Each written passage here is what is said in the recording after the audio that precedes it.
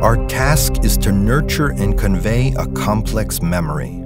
Therefore, the Museum of Genocide Victims, which is now called the Museum of Occupations and Freedom Fights, was established in the former KGB building in the autumn of 1992. The purpose of the museum is to immortalize the participants in the freedom fights and struggles, as well as the victims of the Soviet genocide. In the 20th century, Lithuania, like other Central and Eastern European countries, went through a series of painful upheavals. Lithuania was occupied by the Soviets in June 1940. A year later, it was occupied by Nazi Germany, and then the second Soviet occupation began in the summer of 1944. The brutality of one occupant was replaced by a brutal and even longer oppression from the other. In Soviet security offices, ruthless decisions were made to kill, imprison, and exile those who did not accept the new order. The inhabitants of Lithuania did not agree to obey the will of the occupants. Men and women went out into the forest to fight, to defend our freedom and values. There was a well-organized partisan war from 1944 to 1953.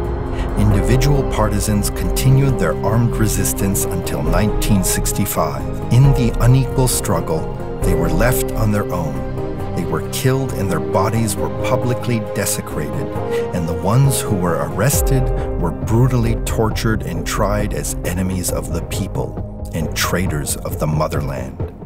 Those who supported them were sent to labor camps, and their parents, siblings, spouses, and children were mercilessly deported to Siberia and other remote parts of the Soviet Union, where they died of hunger, cold, and disease, or were forced into slave labor.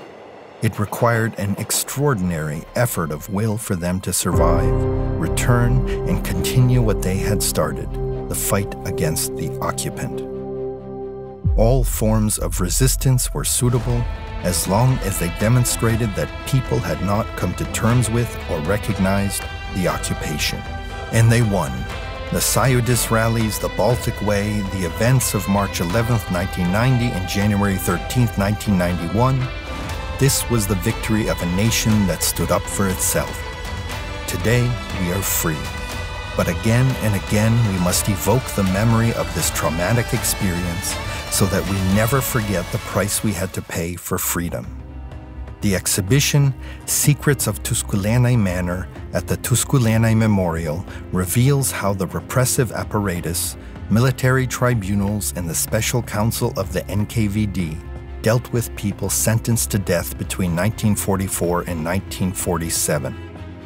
The exposition, Project Homo Sovieticus, shows the efforts and means that were used by the Soviet totalitarian regime to create a new social, cultural, and political environment.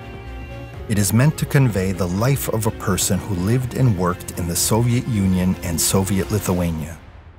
Through objects, texts, fragments of memories, and other items reflecting that world, the aim is to show the spirit of that time and the peculiarities of the Soviet era.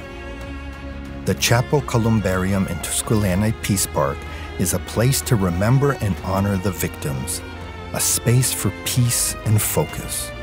This is where the remains lie of people who were secretly buried at Tuskulėnai Manor in the years 1944 to 1947. Over 700 people are buried there in the crypt with identical coffins.